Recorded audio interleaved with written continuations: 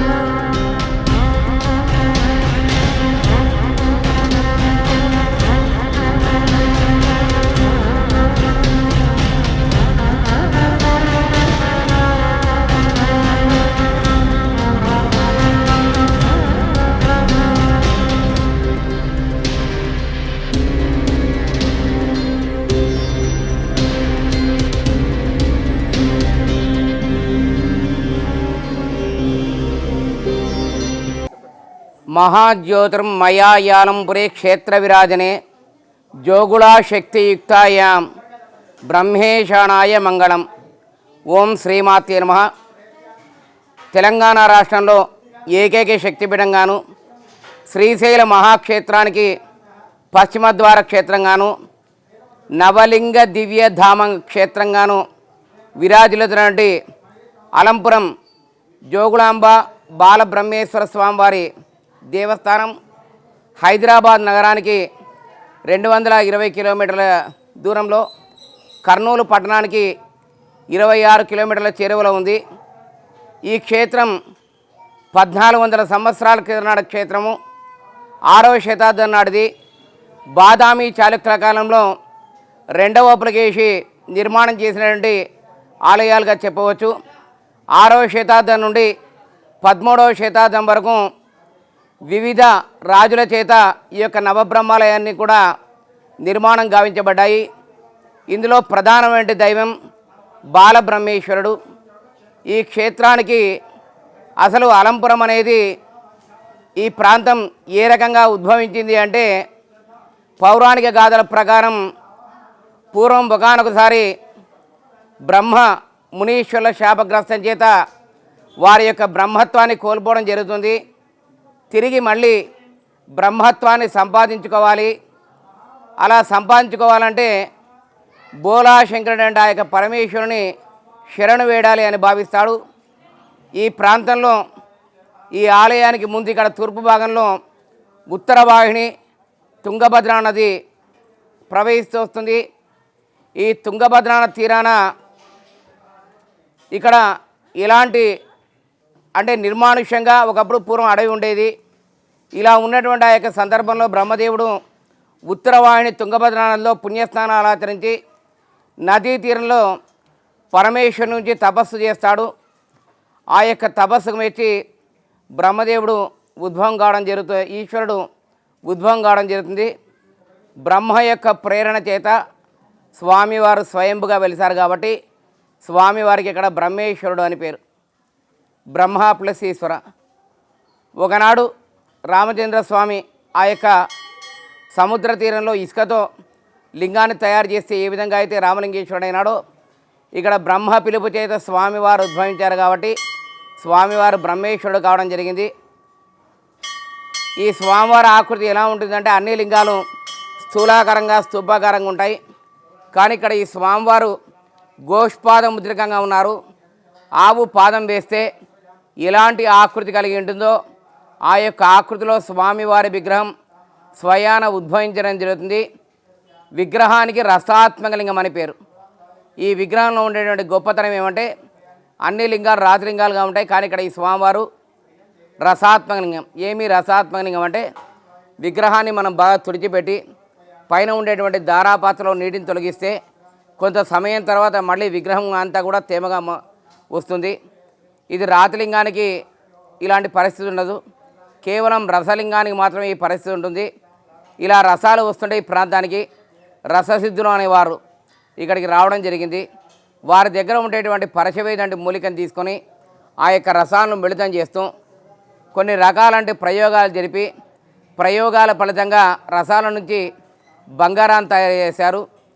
ఆ విధంగా తయారు చేసిన బంగారంతో ఇదే ప్రాంగణంలో చుట్టుముట్టు ఇదే తరహాలో ఇలాంటి ఆలయాలు అదనంగా మరొక 8 ఆలయాలు నిర్మాణం చేయబడ్డాయి. ఆ 8 ఆలయాలు ఇదొక ఆలయం, ప్రధాన ఆలయం. మొత్తం 9 ఆలయాలు. ఈ 9 ఆలయాల సముదాయాల్ని అన్నింటినీ కలిపి నవబ్రహ్మాలయాలు లేదా నవలింగ దివ్య భవనం లేదా నవలింగ దివ్యధామంగా చెప్తారు. యావత్ ప్రపంచంలోనే నవబ్రహ్మాలయాలు ఒక అలంపురం క్షేత్రంలో తప్ప మరెక్కడా లేవు. ఈ నవబ్రహ్మ ఆలయాలు అనే పేరే మనకు నూతనంగా వినిపిస్తుంది. ఏమి నవబ్రహ్మాలయాలు అంటే, నవగ్రహాలకు అధిష్టాన దైవాలుగా నవబ్రహ్మాలయాలు చెప్పబడుతున్నాయి. ఇప్పుడు ఆంజనేయ స్వామివారికి అధిష్టాన దైవం రామచంద్ర ప్రభువుని ఎలా తీసుకుంటామో అదేవిధంగా నవగ్రహాలకు అధిష్టాన దైవంగా నవబ్రహ్మాలు తీసుకుంటాం. అందులో ప్రధానమైన దైవం బాలబ్రహ్మ. బ్రహ్మ తపస్సు చేస్తా ఈశ్వరుడు ఉద్భవించాడు కాబట్టి స్వామివారు బ్రహ్మేశ్వరుడు అయ్యారు. విగ్రహం చిన్నది కాబట్టి బాలబ్రహ్మ. ఇక్కడ విగ్రహం ఏ విగ్రహాలు కూడా ఇక్కడ యంత్ర ప్రతిష్టాపన కావు, స్వయంభూ. అదేవిధంగా బాలబ్రహ్మ, గరుడ బ్రహ్మ, వీరబ్రహ్మ, విశ్వబ్రహ్మ, కుమార బ్రహ్మ, తారక బ్రహ్మ, పద్మ బ్రహ్మ, అర్క బ్రహ్మ, స్వర్గ బ్రహ్మ, ఇలా మొత్తం 9 ఆలయాలు.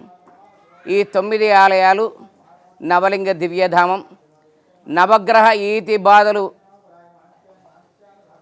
ఎదుర్కొనే ప్రతి ఒక్కరు కూడా ఈ యొక్క అలంపుర క్షేత్రంలో నవగ్రహాలకు అధిష్టానమైనటువంటి యొక్క నవబ్రహ్మాలయాలు అన్నింటిలో కూడా పూజాది కార్యక్రమాన్ని నిర్వహించి మనసా వాచ కర్మణ త్రికరణ శుద్ధిగా సంకల్పంలో వికల్పం లేకుండా ప్రణములు జోడించి ఈ యొక్క నవబ్రహ్మాలయాలన్నింటిలో పూజా కార్యక్రమాన్ని నిర్వహిస్తే నవగ్రహ ఈతి బాధలన్నీ కూడా తొలగిపోతాయి.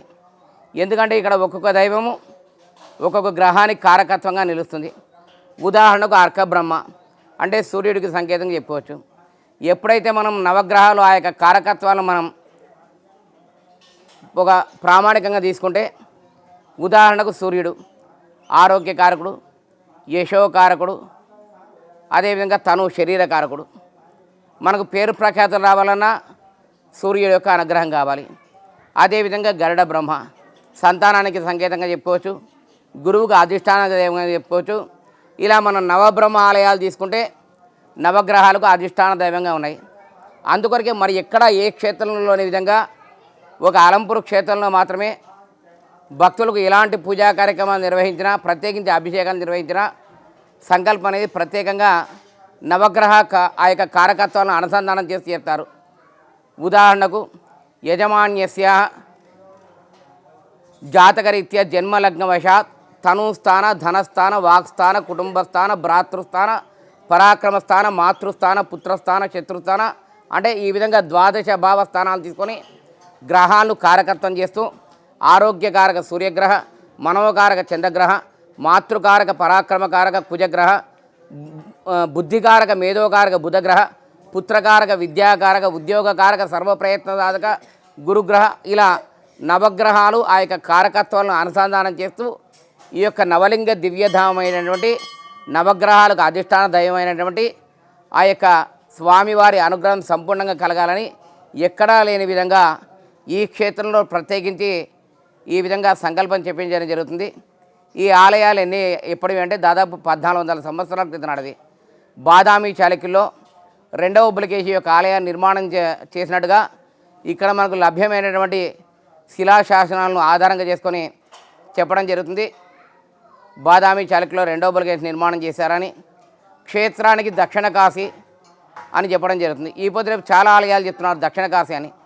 ఈ అలంపురం క్షేత్రానికి దక్షిణ కాశీ అని చెప్తున్నానంటే స్కాంద పురాణాన్ని ప్రామాణికంగా తీసుకొని చెప్తున్నాం. దక్షిణ కాశీ శైవక్షేత్రం, శక్తిక్షేత్రం. స్కాంద పురాణంలో శ్రీశైల ఖండంలో సనతకుమార సంహితంలో చెప్పబడింది. బ్రహ్మేశోయం సవిశ్వేశ సా కాశీ హేమలాపురి సా గంగా తుంగభద్రేయం సత్యమేతం నసంతయ. కాశీతో తత్సమానంగా ఈ యొక్క క్షేత్రాన్ని మనం చెప్పడం జరుగుతుంది. బ్రహ్మేశోయం సవిశ్వేశ అంటే కాశీలో విశ్వేశ్వరుడు, అలంపూర్లో బ్రహ్మేశ్వరుడు. సా కాశీ హేమలాపురి అక్కడ కాశీ, ఇక్కడ హేమలాపురం. ఒకనాడు వారణాసి ఎలాగైతే కాలక్రమ రూపాంతరం చెందుతూ కాశీగా మారిందో, ఇక్కడ హేమలాపురం కాస్త హతంపురం, యోగులాపురం, జోగులాపురం ఇలా వ్యావహారిక నామంగా ప్రస్తుతం అనంపురం. సా గంగా తుంగభద్రయం కాశీలో ఉత్తరవాహిని గంగానది ప్రవహిస్తుంది. అలంపూర్లో ఉత్తరవాహిని తుంగభద్ర నది. అక్కడ గంగా యమునల సంగమం, ఇక్కడ కృష్ణా తుంగభద్ర సంగమం. అక్కడ 64 స్నానఘట్టాలు. నిజం చెప్పాలంటే కాశీలో 80 పైన స్నానఘట్టాలు ఉన్నాయి. ప్రధానమైన ఘట్టాలు 64 స్నానఘట్టాలు చెప్పబడుతున్నాయి. అలంపురం క్షేత్రంలో తత్సమానంగా 64 స్నానఘట్టాలు. మనకు దగ్గరలో పంచలింగాలు మొదలుకొని ఈ యొక్క దగ్గరలో ఉండేటువంటి గుందిమల అక్కడ గుందిమలో కృష్ణా తుంగభద్ర సంగమం. ఈ రెండింటి మధ్య 64 స్నానఘట్టాలు ఉన్నాయి.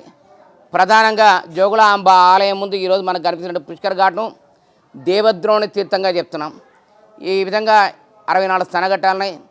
అష్టాదశ శక్తిపీఠాల్లో కాశీలో అమ్మవారు విశాలాక్షి అమ్మవారు కొలువై ఉండగా, అలంపూర్లో జోగులాంబ అమ్మవారు మనకు శక్తిపీఠంగా మనకి ఇక్కడ కొలువైంది.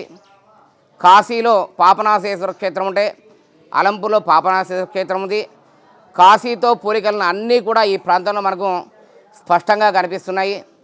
ఇంకా ప్రత్యేకించి చెప్పాలంటే అలంపూర్లో గ్రామ దేవతను మొదలుకొని అంటే ఎల్లమ్మ ఈ రకంగా తీసుకుంటే జగత్పిత లాంటి పార్వతీ పరమేశ్వరకు అలంపురంలో లేనటువంటి ఆలయాలు ఏమీ లేవు. అన్ని ఆలయాలు ఉన్నాయి. అలంపురం అంటే ఏదో ఒక అరగంట చూసేవంటే ఆలయాలు కాదు. కనీసం 3 రోజులు ఖచ్చితంగా కూర్చొని ఈ యొక్క ఆలయాలు చూడాలి. ప్రతి దేవతామూర్తి ఉన్నారు. విష్ణుమూర్తి కానీ బ్రహ్మకి ఎక్కడ విగ్రహాలు ఉండవు.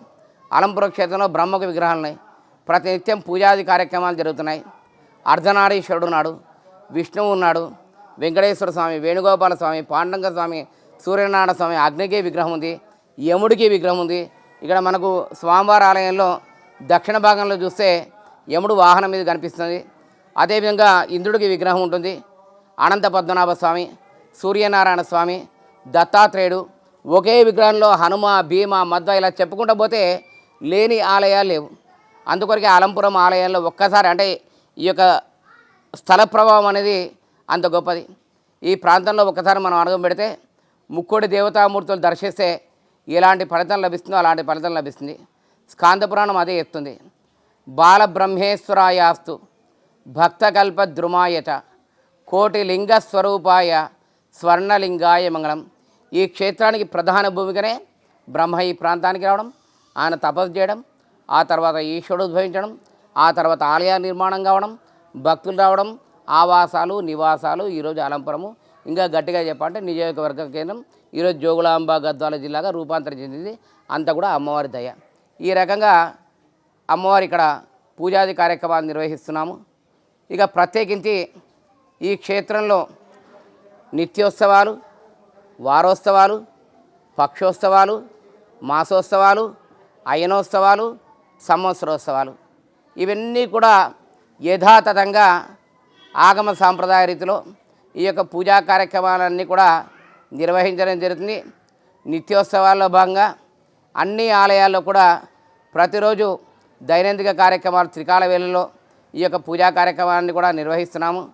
ప్రాతకాలం బ్రాహ్మీకాల ముహూర్తంలో ఆ యొక్క తుంగభద్ర నది జలాల నుంచి నీటిని తీసుకొచ్చి స్వామివారికి అమ్మవారికి అభిషేకాది కార్యక్రమాన్ని నిర్వహించి భక్తులకు 6 గంటల నుంచి దర్శన భాగ్యాన్ని కల్పిస్తున్నాము. ప్రధానమైనటువంటి బాలబ్రహ్మేశ్వర స్వామివారి ఆలయంలో 6 గంటలుగా హారతుండగా ఇక్కడ 6:30గా హారతి ఉంటుంది. ప్రదోషకాలం అదేవిధంగా మాధ్యాహ్నిక కాలంలో మహానివేదనలు జరుగుతాయి. ప్రదోషకాలంలో ఇక్కడ అమ్మవారికి ముందుగా 7 గంటలకు దశవిధ హారతులు జరుగుతాయి. చాలా అద్భుతమైన హారతి. ఈ యొక్క హారతులను దశవిధ హారతులను ప్రతి భక్తుడు తన యొక్క జీవితకాలంలో ఖచ్చితంగా ఒక్కసారైనా కూడా దర్శించుకోవాల్సినటువంటి హారతులు. ఇందులో ఏకహారతి, నేత్రహారతి, బిల్వహారతి, వేదహారతి, పంచహారతి, రథహారతి ఇలా ఉన్నాయి. అదేవిధంగా శుక్రవారం ఇక్కడ వారోత్సవాల్లో భాగంగా అమ్మవారికి దర్బార్ సేవ కార్యక్రమాన్ని నిర్వహించడం జరుగుతుంది. ప్రతి శుక్రవారము యాగశాల మండపంలో చండీ హోమాలు భక్తుల చేత నిర్వహించడం జరుగుతుంది. ప్రదోషకాలంలో రథోత్సవాది కార్యక్రమాలు అదేవిధంగా దశవిధ నీరాజనాలు ఇవ్వడం జరుగుతుంది. ఇకపోతే సోమవారం స్వామివారి ఆలయంలో కూడా ఆ యొక్క మహన్యాసపూర్వక ఏకాదశ రుద్రాభిషేకాలు అదేవిధంగా ప్రదోషకాలంలో జోగులాంబ బాలబ్రహ్మేశ్వర స్వామివారిని రథోత్సవంలో ఆలయం చుట్టూ ప్రాకార మండపంలో స్వామివారిని ప్రాకార ప్రదక్షిణ నిర్వహించడం జరుగుతుంది. అదేవిధంగా ఇక్కడ అమ్మవారి ఆలయంలో శుక్రవారమే కాకుండా అమావాస్య పౌర్ణములలో విశేషించి చండీ హోమాలు నిర్వహిస్తారు. స్వామివారి ఆలయంలో ప్రతి మాస శివరాత్రి రోజు రుద్రహోమాలు జరుగుతాయి. అంతేకాకుండా ప్రతి నెల వచ్చేటువంటి ఆరుద్ర నక్షత్రం రోజు స్వామివారికి అత్యంత వైభవోపేతంగా ఆరుద్రోత్సవాన్ని నిర్వహించడం జరుగుతుంది. మన రాష్ట్రంలో నాకు తెలిసి ఎక్కడా కూడా లేదు. ఎంత విశేషంగా నిర్వహిస్తామంటే ఆ యొక్క ముక్కోటి దేవతలకు ప్రతిరూపమైన గోమాతను పూజించి వేద మంత్రాల మధ్య మంగళ వాయిద్యాల మధ్య స్వామివారి ఉత్సవ బలివేరిని తీసుకొని ఆలయం చుట్టూ ప్రదక్షిణలు నిర్వహించడం జరుగుతుంది. ఇలా చేయడం ద్వారా భూలోకంలోని ఎన్నైతే శైవక్షేత్రాలు ఉన్నాయో అన్ని శైవక్షేత్రాల్లో మనం ప్రదక్షిణ చేస్తే ఎలాంటి ఫలితం కలుగుతుందో అలాంటి ఫలితం కలుగుతుంది. కారణం ఏమంటే ముక్కోటి దేవతామూర్తులు ప్రతిరూపమైన ఆ యొక్క గోమాత సహితంగా వేద మంత్రోచ్చరణ మధ్య మనం భగవన్నామస్మరణతో ప్రదక్షిణలు నిర్వహిస్తున్నాం. తర్వాత సకల విఘ్నాలన్నీ కూడా తొలగిపోవాలని ఆ యొక్క ఆది పూజ్యుడంటే ఆ యొక్క గణపతికి విశేషించి హరిద్ర రూపకంగా స్వామివారికి ప్రత్యేక అభిషేకాన్ని నిర్వహిస్తారు. అనంతరం నమక జమకాలతో మహాన్యాస పారాయణాలు కూడా నిర్వహించి స్వామివారికి ఏకాదశ రుద్రాభిషేకాలు నిర్వహించడం జరుగుతుంది. గర్భాలయంలో కొలువుదీరిన ఆ యొక్క ప్రధానమూర్తికి అన్నాభిషేకం అన్నసూక్త పఠనాన్ని నిర్వహిస్తూ అన్నాభిషేకాన్ని చేసిన తర్వాత అన్నంతో స్వామివారికి లింగాకృతి ఉంటుంది. అదేవిధంగా బిల్వదళాలతో అర్చనాది కార్యక్రమాలు ఉంటాయి. దశవిధ హారతులు, మహానివేదనలు, ప్రదోషకాలంలో జోగులాంబ బాలబ్రహ్మేశ్వర స్వామివారి శాంతి కళ్యాణ మహోత్సవాలు ఇలా విశేషంగా ఉంటాయి. ఇవి కాకుండా దేవీ నవరాత్రులు ప్రతి ఆశ్వీజ మాసంలో, అదేవిధంగా వసంత పంచమి రోజు జోగులాంబ అమ్మవారికి విశేషంగా నిజరూప దర్శనం అనేటువంటి కార్యక్రమం ఉంటుంది. ప్రతిరోజు మనం జోగులాంబ అమ్మవారిని స్వర్ణ ఆభరణాలతో అమ్మవారి దివ్యమంగళ విగ్రహాన్ని మనం నమస్కరించుకోవచ్చు. ఆ రోజు ప్రత్యేకించి ఎలాంటి అలంకరణ లేకుండా ఏకవస్త్రధారణతో అమ్మవారి దివ్యమంగళ విగ్రహాన్ని మనం దర్శించేటువంటి అవకాశం లభిస్తుంది. ఏ రోజు మనం అభిషేక దర్శనాన్ని అనుమతి ఉండదు. ఆ రోజు భక్తులంతా కూడా ఆ యొక్క కలశాలను శిరస్సును ధరించి ఊరేగింపుగా ఒక 64 మంది కళాకారులతో వివిధ దేవతామూర్తుల వేషాదాంతో ఊరేగింపుగా ఇక్కడ తీసుకొస్తారు. సహస్ర ఘటాలను ఆ యొక్క 1000 కలశాలను అక్కడ పెట్టి పూజా కార్యక్రమ గంగేజే వినయచేవ గోదావరి సరస్వతి నర్మదే సింధు కావేరి జలేస్మిన్ సన్నిగురు అంటూ సప్త నదీమాతల్ని కూడా మంత్రపూర్వకంగా ఆవాహన చేసి ఆ యొక్క మంత్రజలాలతో అమ్మవారికి నేరుగా భక్తులు తీసుకొస్తే ఆ యొక్క మంత్రజలాలతో అమ్మవారికి అభిషేకం చేసే మహత్తర కార్యక్రమం ఉంటుంది. ఇలాంటి అవకాశం నిజరూప దర్శనం అనేది కేవలం వసంత పంచమి రోజు మాత్రం ఉంటుంది. సాక్షాత్తు జగద్గురు ఆదిశంకరాచార్య వారు జోగులాంబ అమ్మవారి రూప లావణ్యాన్ని వర్ణించడం జరిగింది. లంబస్థనీం వికృతాక్షేం ఘోరరూపాం మహాబలాం ప్రేతాసన సమారూఢాం జోగులాంబాన్ నమామ్యహం. లంబస్థనేం అమ్మవారు ఎలా ఉన్నంటే పెద్ద పెద్ద స్థనాలు కలిగి ఈ యొక్క అమ్మవారు యావత్ ప్రపంచాన్ని సకల ప్రాణికోటిని కూడా తన యొక్క పాలనతో అమ్మవారు ఆ యొక్క సకల ప్రాణికోటికి పరిపాలిస్తూ అమ్మవారు అందరినీ కూడా చల్లగా చూస్తూ ఉన్నారు. లంబస్థనేం వికృతాక్షిం, అక్షిం అంటే కళ్ళు, భయంకరమంటే కళ్ళు, ఘోర రూప మహాబలం, చూడడానికి అమ్మవారు సౌమ్యంగా లేదు, చాలా వికృతంగా ఉంటుంది. అమ్మవారు మహాశక్తి కలిగి ఉంటుంది. అదేవిధంగా శాంత స్వరూపిణి కూడా భక్తులను సంరక్షిస్తూ శిష్టజనులకు శిక్షిస్తూ ఈ విధంగా అమ్మవారిని దర్శనం చేసుకోవచ్చు. ఇంకా అమ్మవారి గురించి గొప్పగా చెప్పాలంటే అమ్మవారి శిరస్సు మీద బల్లి, తేలు, గుడ్లగుబ అర్చకులు అర్చన చేసే ముందు 27వ నామం వస్తుంది. బల్లి వృచ్చిక గూకాది శిరోలంకారం మండితాయన మోనమ. అమ్మవారి శిరస్సు మీద బల్లి, తేలు, గుడ్లగుబ మనం వాటిని దర్శించుకోవచ్చు. ఎందుకు అమ్మవారి శిరస్సు మీదే బల్లి, తేలు, గుడ్లగుబ ఉందంటే ఇవి శకునానికి సంకేతాలుగా చెప్పవచ్చు. మన శరీరం మీద బల్లి ఏ భాగం మీద పడితే అది శుభం కావచ్చు, అశుభం కావచ్చు. అది పడేటువంటి ఆ యొక్క స్థలాన్ని బట్టి ఇలాంటి ఫలితాలు ఉంటాయని పంచాంగాలు విశ్లేషిస్తున్నాయి. అంటే శకునానికి సంకేతంగా చెప్పుకోవాలి. దుశ్శకనం కావచ్చు, శుభశకనం కావచ్చు. అమ్మవారిని దర్శించుకోవడం వల్ల అలాంటి ఈతి బాధలన్నీ కూడా తొలగిపోతాయి. అదేవిధంగా అమ్మవారు కపాలాలను యజ్ఞోపేతంగా ధరించుకున్నది. ప్రేతాసన సమారూఢం. ఎక్కడైనా కూడా ఏ అమ్మవారైనా చక్కగా పద్మాసనాన్ని లేదా సింహవాసంగో ఇంకేదో ఒక వాహనాన్ని కూర్చొని ఉంటుంది. కానీ ఇక్కడ శవాన్ని ఆసనంగా వేసుకొని కూర్చున్నారు. అమ్మవారు తంత్రస్వరూపిణి. అందుకే ఎక్కడా లేని విధంగా ఇక్కడ అమ్మవారిని దర్శనం చేసుకుంటే మనసా వాచ కర్మణ త్రికరణ శుచిగా సంకల్పంలో వికల్పం లేకుండా ప్రణవం జోడించి మనం అమ్మవారిని ఎప్పుడైతే మనం దర్శనం చేసుకుంటామో దృష్టి దోష ప్రధానంగా నరదృష్టి బాధలన్నీ కూడా తొలగిపోతాయి. ఒక వ్యక్తి దినదినాభివృద్ధి ఎంతున్నాడో ఎదుగుతున్నా అంటే ఎదుటివాడికి ఒక రకమైన ఈర్ష్య, అది కూడా మనకు ఇబ్బందులు తెస్తుంది. అమ్మవారిని దర్శనం చేసుకోవడం వల్ల ఆ యొక్క నరదృష్టి బాధలన్నీ కూడా తొలగిపోతాయి. ఈ విధంగా లంబస్థనేం వికృతాక్షేం ఘోరరూపాం మహాబలాం ప్రేతాసన సమారూఢాం జోగులాంబాన్ నమామి అని సాక్షాత్తు జగద్గురు ఆదిశంకరాచార్య వారు అమ్మవారి రూపలావణ్యాన్ని వర్ణించడం జరిగింది. మనం ఎప్పుడు వచ్చినా కూడా అమ్మవారిని ఒకటే మనం కోరుకోవాలి. సాక్షాత్తు జగద్గురు ఆదిశంకరాచార్య వారు కూడా అదే చెప్పడం జరిగింది. నమంత్రన్నో యంత్రం తదపి చ నజానే స్తుతిమహో నచాహ్వానం ధ్యానం తదపి చ నజానే స్తుతి కథ. అంటే అమ్మ తల్లి నాకు మంత్రము తెలీదు, యంత్రము తెలీదు, తంత్రము తెలీదు, నిన్ను ఏ రకంగా ఆరాధించాలో తెలియదు, నీ స్తోత్రము తెలియదు, నాకు ఏది తెలియదు, నీ కీర్తన తెలియదు, నాకు తెలిసిందంతా ఒకటే, నీ పాదాలు పట్టుకొని నేను శరణు వేయడమే అని ఎప్పుడైతే మనం నిష్కల్మషంగా అమ్మవారిని స్మరణ చేస్తామో అమ్మవారి అనుగ్రహం మనకు చక్కగా లభిస్తుంది. మనం ఈ యొక్క జోగులాంబ అమ్మవారిని దర్శించేటప్పుడు నాకు మరొకసారి నీ యొక్క దర్శన భాగ్యాన్ని అందజేయమని చాలామంది భక్తులు ప్రార్థన చేస్తుంటారు. నేను మళ్ళీ రావడం కాదు, నీవే మా ఇంటికి రాని నేను తీసుకెళ్తాను అనే విధంగా మన యొక్క భక్తిని అమ్మవారి పైన పరిపూర్ణంగా మనము స్మరణ చేసి నమస్కారం చేస్తాము. మనకు ఈ స్థితాలన్నీ కూడా సిద్ధిస్తాయి. ఎందుకంటే నవలింగ దివ్యధామం, పుణ్యక్షేత్రము, ముక్కోటి దేవతలందరూ కూడా కొలనటువంటి పుణ్యధామం. కాబట్టి ఈ క్షేత్రాన్ని దర్శించుకోవడం అనేది పూర్వజన సుకృతంగా భావించాలి.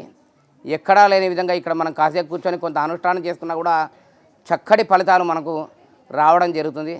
కాబట్టి భక్తులంతా కూడా ఉభయ తెలుగు రాష్ట్రాలకు ఉద్దేశించి మరీ చెప్తున్నాను, ఖచ్చితంగా మనము ఈ యొక్క జోగులాంబ అదేవిధంగా నవలింగ దివ్యధామ నవగ్రహాది ఈతి బాధలన్నీ కూడా తొలగించేటువంటి అధిష్టాన దైవాలు అంటే నవబ్రహ్మాలయాలు యావత్ ప్రపంచంలోనే నవబ్రహ్మాలయాలు ఒక అలంపురంలో మాత్రం ఉన్నాయి. ఈ క్షేత్రంలో ఇన్ని ఆచారాలున్న ఆచారానికి తగిన ప్రచారాన్ని అందిస్తున్నటువంటి మీ ఛానల్కు ప్రత్యేకించి ధన్యవాదాలు తెలియజేస్తూ జోగులాంబ బాలబ్రహ్మేశ్వర స్వామి అనుగ్రహం భక్తజన కోటిన అందరిపైన కూడా ఉండాలని మరొకసారి స్మరణ చేస్తూ మరొకసారి అమ్మవారి ఆశీస్సులు మీ అందరికీ అందిస్తూ అతి త్వరలోనే 3వ తేదీ నుంచి 12వ తేదీ వరకు దేవీ శరన్నవరాత్రి బ్రహ్మోత్సవాలు అత్యంత వైభవోపేతంగా ఈ క్షేత్రంలో నిర్వహిస్తున్నాము.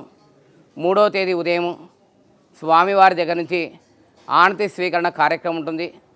అలా ఆనతి స్వీకరణ కార్యక్రమం అయిన తర్వాత ఆ యొక్క ఉత్సవ బలి పేరు చేత ఇక్కడ మనం జోగులాంబ ఆలయంలో ప్రదక్షిణాది కార్యక్రమాన్ని నిర్వహించి యాగశాల మండపంలో మహాకాళి, మహాలక్ష్మి, మహాసరస్వతి త్రిశక్తి స్వరూపమైన ఆ యొక్క కలశాలను ఏర్పాటు చేయడం జరుగుతుంది. అదేవిధంగా ప్రదోషకాలంలో మృత్సంగ్రహణ కార్యక్రమాన్ని నిర్వహించడం జరుగుతుంది. ధ్వజారోహణతో ఈ యొక్క కార్యక్రమాలు ప్రారంభమవుతాయి.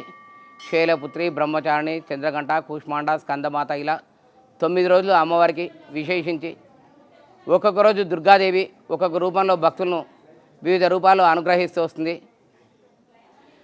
అదేవిధంగా మన 9వ తేదీ మూలా నక్షత్రం, చక్కటి విద్యాబుద్ధులు, మేధా సంపత్తి కొరకు ఆ రోజు మనం మహాకాళి, మహాలక్ష్మి, మహాసరస్వతి త్రిశక్తి స్వరూపండి జోగులాంబ మాత అనుగ్రహాన్ని మనం పొందేందుకు మనం విద్యాభ్యాసం మన చిన్నారులకు విద్యాభ్యాసం చేయిస్తే మరీ మంచిది. మరుసటి రోజు దుర్గాష్టమి, అదేవిధంగా అర్ధరాత్రి కాళరాత్రి పూజలు ఉంటాయి. ఈ పూజలు అనేది ఏకాంతంగా జరుగుతాయి. మహానవమి, నవరాత్రి అన్ని రోజులకు కూడా ప్రత్యేకించి విజయదశమి రోజు ప్రదోషకాలంలో జరిగేటువంటి తెప్పోత్సవం ఈ యొక్క దేవీ శరణవరాత్రి బ్రహ్మోత్సవాలకు ప్రత్యేక ఆకర్షణగా నిలుస్తుంది. ఎందుకంటే ఆ యొక్క తెప్పోత్సవాన్ని హంస రూపంలో ఏర్పాటు చేసి మనం ఇందాక చెప్పుకున్నాం దేవద్రోణ తీర్థం అని. ఆ యొక్క దేవద్రోణ తీర్థంలో సాక్షాత్తు జోగులాంబ బాలబ్రహ్మేశ్వర స్వామి వారి ఉత్సవ విగ్రహాలను ఆ యొక్క వాహనంలో కూర్చోబెట్టి ఈ యొక్క 64 స్నానఘట్టాలు ఎక్కడైతే ఉన్నాయో 64 స్నానఘట్టాల్లో అమ్మవారి స్వామివారిని ఊరేగించి ఆ యొక్క పుష్కర్ ఘాట్ నుండి ఆ యొక్క దేవతామూర్తులకు దశవిధ హారతిని అందజేయడం జరుగుతుంది. ఇలాంటి కార్యక్రమాన్ని వీక్షించేందుకు మనమంతా కూడా ఖచ్చితంగా ఆ రోజు మనకు దర్శన భాగ్యాన్ని అనుగ్రహించమని ఆ యొక్క జోగులాంబ అమ్మవారిని మరొక్కసారి స్మరణ చేద్దాం. కాబట్టి ఉభయ తెలుగు రాష్ట్రాల వారందరూ కూడా జోగులాంబ బాలబ్రహ్మేశ్వర స్వామి వారి యొక్క సంపూర్ణమైన పరిపూర్ణమైన అనుగ్రహం మీ అందరిపైన ఉండాలని అమ్మవారిని స్మరణ చేస్తూ సర్వే జనా సుఖినో భవంతు, లోకా సమస్తా సుఖినో భవంతు. నా పేరు పుష్పరేఖ, కర్నూలు నుంచి వచ్చాము. మేము ఇప్పుడు 18 సార్లు వచ్చి దర్శనం చేసుకున్నాము. గుడి ఇక్కడికి వచ్చిన దగ్గర నుంచి మాకు చాలా బాగా జరుగుతుంది. అమ్మవారి అనుగ్రహం మా మీద ఉంది. మళ్ళీ మళ్ళీ రావాలని కోరుకుంటున్నాం. నా పేరు అక్షయ, మేము కర్నూలు నుంచి వచ్చాము. సో నాకు ఆర్కిటెక్చర్ చాలా బాగా నచ్చుతుంది. ఇక్కడ వస్తే చాలా పీస్ఫుల్గా అనిపిస్తుంది. ఇప్పటికి 18 టైమ్స్ వచ్చాము, చాలా మంచిగా అనిపించింది. అండ్ దర్శనం కూడా చాలా బాగా జరిగింది. హలో, నా పేరు లాదినీదేవి, నేను కర్నూలు నుండి వచ్చాను. ఈరోజు మేము జోగులాంబ టెంపుల్కి వచ్చాము. ఇక్కడ అమ్మవారి టెంపుల్కి వచ్చాము. ఈ ఆర్కిటెక్చర్ చాలా బాగుంది. మేము నిజంగా మా ఫ్యామిలీతో పాటు బాగా టైం స్పెండ్ చేయగలిగాము. సంతోషంగా ఉన్నాము. అమ్మవారి దర్శనం చాలా బాగా జరిగింది. దేవి అండి, మేము కర్నూలు నుంచి వచ్చాము. ఈరోజు మేము జోగులాంబ అమ్మవారి టెంపుల్కి వచ్చాము. చాలా సంతోషంగా ఉంది. అమ్మవారి దర్శనం చాలా ప్రశాంతంగా జరిగింది. ఆర్కిటెక్చర్ చాలా బాగుంది. హాయ్, నా పేరు తేజస్వి. మేము హైదరాబాద్ నుంచి వచ్చాము మా ఫ్యామిలీతో. యాక్చువల్లీ మేము కర్నూలు వెళ్తున్నాం. దారిలో ఇక్కడ జోగులాంబ టెంపుల్ చూసుకుందామని వచ్చాము. ఇక్కడ స్టోన్ ఆర్కిటెక్చర్ అంతా చాలా బాగుంది. అండ్ ఈ టెంపుల్ వచ్చేసి వన్ ఆఫ్ ది శక్తిపీఠాల్లో ఉందని నాకు ఇవాళే తెలిసింది. చాలా పీస్ఫుల్గా ఆర్కిటెక్చర్ అది చాలా బాగుంది. ఈ really blessed to visit this temple today. నా పేరు ప్రవీణ్, మా ఫ్రెండ్ నరేందర్ గౌడ్ అండి. మేము బాలానగర్ హైదరాబాద్ నుంచి వచ్చాము. 5వ శక్తిపీఠమైన మన జోగులాంబ తల్లిని దర్శనం చేసుకుందామని హైదరాబాద్ నుంచి వచ్చాము. ఇక్కడ దర్శనం చాలా ప్రశాంతంగా జరిగింది. అమ్మవారి ఆశీస్సులు తీసుకోవడం జరిగింది. ఇక్కడ ఆర్కిటెక్చర్ కూడా చాలా మంచిగా అనిపించింది. సో తల్లిగారి ఆశీర్వాదాలు మాకు ఉండాలని కోరుకుంటున్నాము. నేను హైదరాబాద్ బాలనగర్ నుంచి వచ్చాను. హైదరాబాద్ నుంచి నేను ఇక్కడ శక్తిపీఠం నుంచి మేము మా డాడీ వాళ్ళ ఫ్రెండ్స్ నుంచి మేము వచ్చాము. ఇక్కడ ఆర్కిటెక్చర్ చాలా బాగుంది. ఇక్కడ కృష్ణా నది ఇక్కడ నుంచి విజయవాడకి వెళ్తుంది.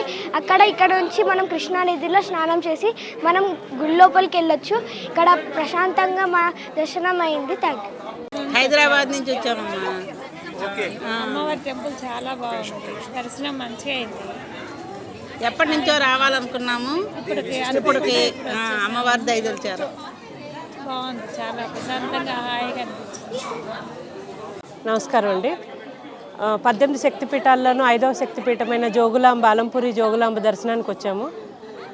చాలా ప్రాముఖ్యత వహించిన టెంపుల్. అలాగే ఇక్కడికి వచ్చిన తర్వాత ఎంతో ప్రశాంతత కూడా పొందుతాం. ఎందుకంటే మనలో ఉండే చక్రాలని యాక్టివేట్ చేసేంత శక్తి ఇక్కడ ఉంటుంది. ఆ చక్రస్థానం మనకి ఏదైతే గర్భస్థానం ఉంటుందో సాక్రల్ చక్ర, స్వాదిష్టాన చక్రం అంటాం. ఆ స్వాదిష్టాన చక్రం యాక్టివేట్ అవుతుంది ఇక్కడికి వచ్చిన తర్వాత. చాలా చాలా ప్రశస్తమైన, అంటే ఒక ఎనర్జీ పరంగా ఇక్కడ మన చక్రాల్లోకి మనం ఇది చేసుకున్నప్పుడు మన గర్భస్థ స్థానం అనేది చాలా చక్కగా యాక్టివేట్ అవుతుంది ఈ శక్తి కేంద్రాల్లోనూ. చాలా గొప్ప. ఎవరన్నా కూడా ఇక్కడికి వచ్చి దర్శనం చేసుకుని వాళ్ళ యొక్క కోరికలు ఏమైనా ఉంటే కూడా తీర్చుకోవటానికి మనస్ఫూర్తిగా అమ్మవారికి సరెండర్ అయితే తీరని కోరిక అంటూ ఇక్కడ ఉండదు. ఆ శక్తి కేంద్రంలోంచి వచ్చే శక్తి మీ జీవితాల్లో ఉండే కష్టాలన్నింటినీ కూడా తీరుస్తుందన్నమాట. నమస్తే, థ్యాంక్ యూ. ఎర్రబాటి రమాకాంతరావు, మాది పెద్దపల్లి జిల్లా, పూర్వ కరీంనగర్ జిల్లా. మేము ఇక్కడికి రావడం జరిగింది. ఈరోజు అమ్మవారి దర్శనం గురించి చాలా బాగా అనిపించింది. మొదటిసారి మేము రావడం ఇది. అమ్మవారి దర్శనము, చుట్టుపక్కల ఉన్న అయ్యవార్ల దర్శనము అన్నీ చాలా బాగా జరిగింది. చాలా సంతోషకరంగా ఉంది. మాకు ఈ అమ్మవారి దర్శనం కలిగించినందుకు మాకు చాలా సంతోషం. నా పేరు రాజేశ్వరరావు అండి. మేము హైదరాబాద్ నుంచి వచ్చామండి. మేము అంటే ఇంతకుముందు కూడా అమ్మవారి దర్శనానికి వచ్చాము మేము. కాకుంటే ఈ మధ్యకాలంలో చాలా బాగా ఏదైతుందో అభివృద్ధి చేశారండి. చాలా బాగా దర్శనానికి కానీ అన్ని అరేంజ్మెంట్స్ కానీ చాలా బాగున్నదండి ఇక్కడ. Hello everyone, this is Dr. Raja Rajeshwari. I'm really happy to come here for the second time. Within 1.5 years, I have seen a lot of renovation here and I had a really great darshan today. Thank you. ప్రేక్షకులకి శ్రీమాత్రయ నమః. Times 24/7 channel వాళ్ళకి మరియు సమస్త జోగులాంబాదేవి భక్తులందరికీ కూడాను నా యొక్క నమస్కారములు. వృత్తిరీత్యా నేను గడిచిన ఒక 2 దశాబ్దాల కాలం నుంచి జర్నలిజం ఫీల్డ్లో ఉన్నప్పటికీ కూడాను నేను అనేక పర్యాయంలో ఈ యొక్క జోగులాంబాదేవి అష్టాదశ శక్తిపీఠాల్లో ఒకటైనటువంటి అమ్మవారిని దర్శించుకోవడం జరిగింది. ఈ యొక్క గుడి ప్రాశస్యము ఎంత చెప్పినా కూడాను తక్కువే అని చెప్పొచ్చు. ఇప్పుడు ఉన్నటువంటి అత్యధికమైనటువంటి ఒత్తిడి సమయాల్లో కూడా ఈ యొక్క గుడికి ఒక్కసారి ప్రత్యక్షంగా కనుక భక్తులు ఎవరైనా విచ్చేసి అమ్మవారి సన్నిధానంలో కనుక కూర్చొని ఒక 10 నిమిషాలు ధ్యానం చేసుకున్నట్టయితే వాడికి కావలసినటువంటి సమస్త అష్ట ఐశ్వర్యములని అమ్మవారు కృపకి పాత్రులయ్యి సంపాదించుకోగలుగుతారు. దీనికి ప్రత్యక్ష ఉదాహరణగా నన్నే తీసుకోవచ్చు. 2009లో కర్నూలు ఫ్లడ్ వచ్చినప్పుడు ఈ యొక్క గుడి పరివాహక ప్రాంతం మొత్తం కూడాను, తుంగభద్ర నది మొత్తం కూడాను పొంగి గుడి అంతా కూడాను అస్తవ్యస్తమైనటువంటి పరిస్థితులకు పోయింది. ఆ సమయంలో కాకతాళీయంగా నేను సూర్య దినపత్రికలో పనిచేస్తూ ఉన్నాను. అప్పుడు ఇక్కడ నేను రీజనల్ ఇన్ఛార్జిగా ఉంటే ఆ సందర్భంలో ఈ గుడికి వచ్చి దరిదాపు ఈ గుడి సందర్భాల్లో ఒక 20-25 రోజులు ఇక్కడే ఉండి గుడి యొక్క శుభ్రత, గుడికి సంబంధించినటువంటి ఇత్యాది కార్యక్రమాల్లో పాల్గొని అమ్మవారి చింతకి చేరుకోవడం జరిగింది. ఆ తర్వాత ఎప్పుడు వెసులుబాటు వచ్చినా కూడాను, ఎప్పుడు సమయం వచ్చినా కూడాను అమ్మవారికి వచ్చి దర్శనం చేసుకొని అమ్మవారి దగ్గర అష్టోత్తర ఖడ్గమాల అర్చనా కార్యక్రమం చేయించుకొని ఒక అరగంట సేపు అమ్మవారి సన్నిధానంలో ఉంటే అదొక అద్భుతమైనటువంటి కల్పన, అద్భుతమైనటువంటి అనిర్వచనీయమైనటువంటి భక్తిభావంలోకి మనిషి వెళ్ళిపోతాడు. దీనికి కావాల్సిందల్లా భక్తి ఒక్కటి ఉంటే చాలు, ఇతరత్ర అంశాలన్నీ కూడాను అమ్మవారే చూసుకుంటారు. సమస్తమైనటువంటి భక్తులందరూ కూడాను వారు ఈ యొక్క జోగులాంబాదేవి గుడికి ఖచ్చితంగా ప్లాన్ చేసుకొని వచ్చి అమ్మవారిని వీక్షించినట్టయితే ఖచ్చితంగా కోరినటువంటి కోరికలు తీర్చేటటువంటి మన ఇంటి ఇలవేల్పుగా మనం అమ్మవారిని సాక్షాత్తు సేవించవచ్చు. గుడి యొక్క ప్రాశస్యం కూడా చాలా ముఖ్యంగా అత్యద్భుతంగా ఉంటుంది. ఒక నదీ పరివాహక ప్రాంతం పక్కనబడి ఉండడము ప్లస్ చాలా చాలా సాంప్రదాయకబద్ధంగా చాలా చారిత్రాత్మకమైనటువంటి గుడి ఇది. అష్టాదశ శక్తిపీఠాలలో ఒకటైనటువంటి అమ్మవారిని దర్శించడం అనేటటువంటిది అనిర్వచనీయం, అద్భుతం. కావున భక్తులందరూ కూడాను వెసులుబాటు చేసుకొని గుడికి రావాల్సిందిగా మేమైతే కోరుకుంటాము. ఈ యొక్క అవకాశాన్ని ఇచ్చినటువంటి టైమ్స్ 24/7 వారికి ప్రత్యేక ధన్యవాదాలు. నమస్కారం. షేర్ చేయండి, లైక్ చేయండి, సబ్స్క్రైబ్ చేయండి. మరిన్ని వీడియోల కోసం బెల్ సింబల్పై క్లిక్ చేయండి.